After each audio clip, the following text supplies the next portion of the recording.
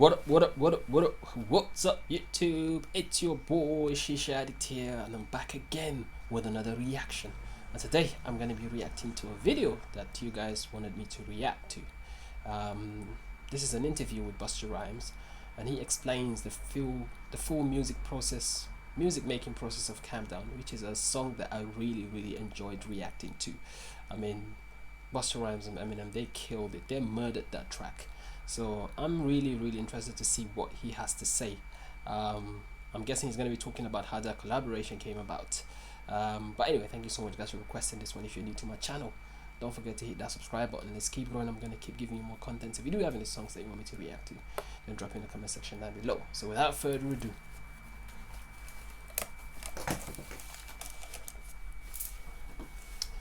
let's smoke the shisha and get to this video. And that's why even when I hear Calm Down, that's one of those where it's like I don't know what the battle was between you and Eminem. Scoop DeVille is in the neighborhood also, man. Scoop, you produced this one. Yeah, man. And Scoop played it for me a while ago. And I told him, I said, Scoop, I need to jump on this song too. And he was like, lyrically, you can't handle it. And I understood him then, and I thank you for being honest with me. You know what I'm saying? But how does the song with Eminem and Busta Rhymes come together? Because there's absolutely no gimmick to you guys. When y'all want to go and do that pen, y'all ink runneth over. How did that come about? So Scoop, I meet Scoop through Macho from Terror Squad because Scoop did a joint for Fat Joe. I get a 3 a.m. phone call from him. You take that call, huh?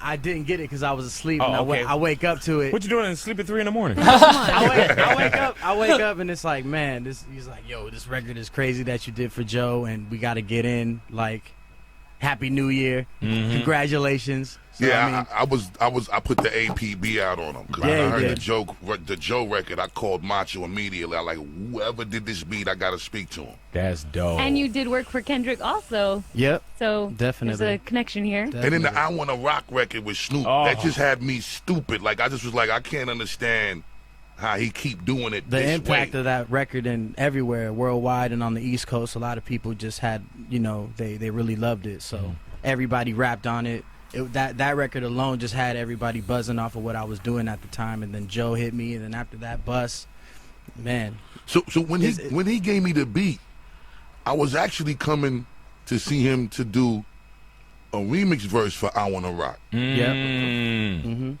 That's how it happened. So then he plays the beat, and I said, I Wanna Rock remix can't happen now. Right. I gotta get to this record. So I get to the record. I made the record, 2 16-bar verses and a hook. The song is 3 minutes and 8 seconds. We sitting on the record for some time, and then the opportunity came for me to meet with Paul Rosenberg. This is the last meeting I had with Chris Lighty before he passed away. God bless his soul. Yes, sir. We go. Rest in peace, Chris Lighty. I don't know who you are, but rest in peace, man. Chris Lighty before he passed away. God bless his soul. Yes, sir. We go to Goliath. We meet with Paul. We play it for Paul. Paul takes the CD. We don't hear from Paul for about a month. 6 weeks go by. I'm confused. I'm like, this is the stupidest record. Yeah, man. Where's the correspondence at?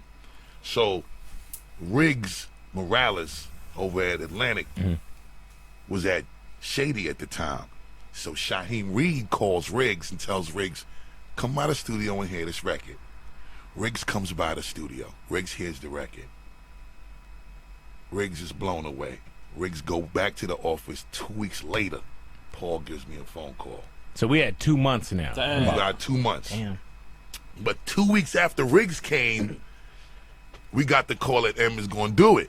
So now I'm like, all right, we good.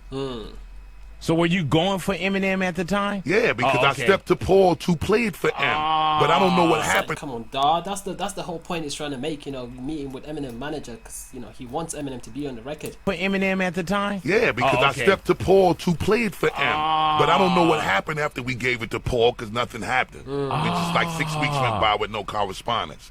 So then when Shaheem called Riggs to come through and I played it for Riggs, 2 weeks later, we got the call from Paul that M is gonna go. So then M gets the record, and a few months goes by. Then we finally get the call from Paul. I'm coming through to play you something. So Paul comes to the studio and he plays the M verse. And I got the song in a regular format structure for a radio station. 3 minutes, 8 seconds. But Yes, M sir. gets on the third verse and does 42 bars. Ooh. I got a problem with that. Talk about it.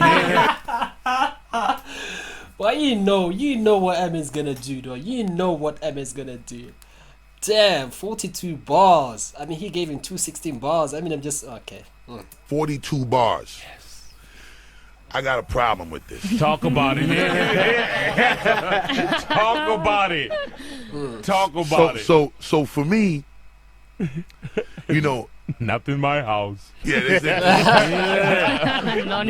ain't gonna work. Yeah, man. And I'm such an M fan, right? That I'm not even thinking about the consumer yet. I'm thinking about him. I'm like, I'm not gonna disappoint him and let him think that what's happening here is gonna be this easy. Right. There's gonna be some challenge now. So I go back and I turn my 216s.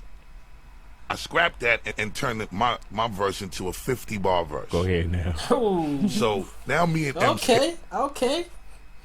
I'm guessing Eminem is gonna come back with even more bars. That's what I'm guessing. My verse into a 50-bar verse. Go ahead now. So now me and M scheduled a day to mix the song. But I left the hard drive in LA. This was around Grammy time. So I'm in New York. Wait, are we talking about Grammys like That- last year? Yeah, last year Grammys. 13. Yeah. Damn. So Ain't no overnight. we were supposed to mix the record around a little bit after that. I would say like middle of March or whatever. And I left the hard drive in the crib out here. I get to New York. I get the date to come to Detroit to mix the record. But M want me to send the verse. I couldn't send it because I had to get the drive. So I'm like, yo, I'm going to go to L.A., get the drive, and then come to meet you in Detroit. I get to Detroit. It's a snowstorm. We out there. We in the studio with M. 2-3 hours. M in the studio vibing. Then he started adding a couple of things to the beat. Of course. So I hollered at Scoop. I was like, yo, M going in on some production too. Like he adding some little things here and there. So you cool with that? Because, you know, I don't want you to hear something happening with your production that you ain't in tune with. They were like, nah, just send it to me. Let me hear it. You know, M is a producer. I'm a producer. Whatever. If it's going to bring the best out of the record, let's do it. I'm like, cool. So about 5-6 hours passed by. And, you know, M heard the verse. And M was like, he's a crazy motherfucker. He's a motherfucker. He's a motherfucker. And I'm like, okay, we going to mix the record? Nah, we ain't mixing the record. Like, damn, I'm in the D, snow blizzard, hotel expenses, airfare, Yeah. car service, and we not mixing today? Nah, man. I got to make this little adjustment because I feel like my energy ain't matching yours yet. Oh, wow. All right, cool. This is dope, man. So at first, obviously, Eminem made BUSTA change his verse. BUSTA came back with 50 bars, and then Eminem was like, nah, that's not gonna happen. I gotta change mine as well.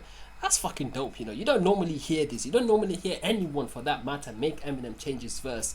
Like, damn. Ain't matching yours yet. Oh, wow. All right, cool. I leave the studio. I'm excited now. I'm like, yeah, we pushing this envelope now. And want to go back and change something. And that's probably the highest level of compliment any rapper can get, for Eminem to tell you that, listen, my energy doesn't match yours. I gotta make some adjustment. Like, I mean, you know Eminem, almost every single track that I reacted to, this guy comes in with A-class level. Like, he doesn't drop his level. But for him to say that, Had to change some envelope now. And want to go back and change some. I had to change some. So I get back to New York and I'm just waiting. About another month passed by. Jesus Christ. I get the verse back. Hold on, is the record done now? Because I want to play it. You know what I'm saying? Your kids weren't born when this started. Yeah. He was like, Big, your son wasn't even born. Now he's 7. Long story short, B, we got the record. All right, so you in the deep. Now, so I go home, and then he's, after about a month and a half, he sends the verse back, and I played it for the immediate circle, and everybody was like, "Yo, this is it. No more going back and forth. We gotta get this to the people."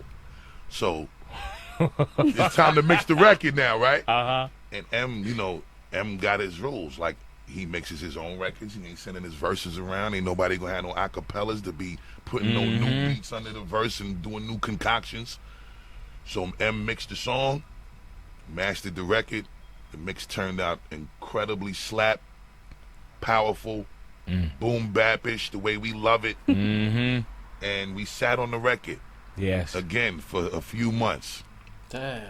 Because for me, I didn't want this eventful moment to just be something that was some we just fling in the street. Yeah, man. It ain't sticking against the wall. It ain't no plan. It ain't no campaign. It ain't no marketing strategy. It ain't no real right way to roll it out. So once we got that together, M was on board. All the artwork got approved by everybody. The trailer got approved by everybody. Everything had to get mutually So it's approved. official. Official. Damn. Now we here. Best then, better now. Available at Robert Wayne Footwear. Damn, this is crazy though. This is crazy. I mean, like, I'm gonna tell you, like, 100% of rappers, if Eminem sends them his own verse, they are gonna have to make adjustments to their own verse.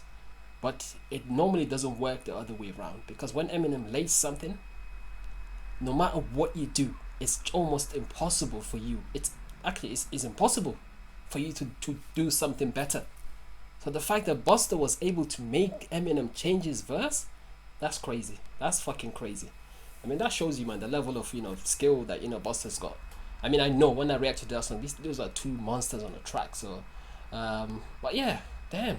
Okay. I see why you guys wanted me to react to this. I really, I like the perspective, the BUSTA, the picture that BUSTA painted. So this is really dope. Anyway, thank you so much, guys. I'm gonna move on to my next reaction. If you're new to my channel, don't forget to subscribe, and I'll see you guys. Peace.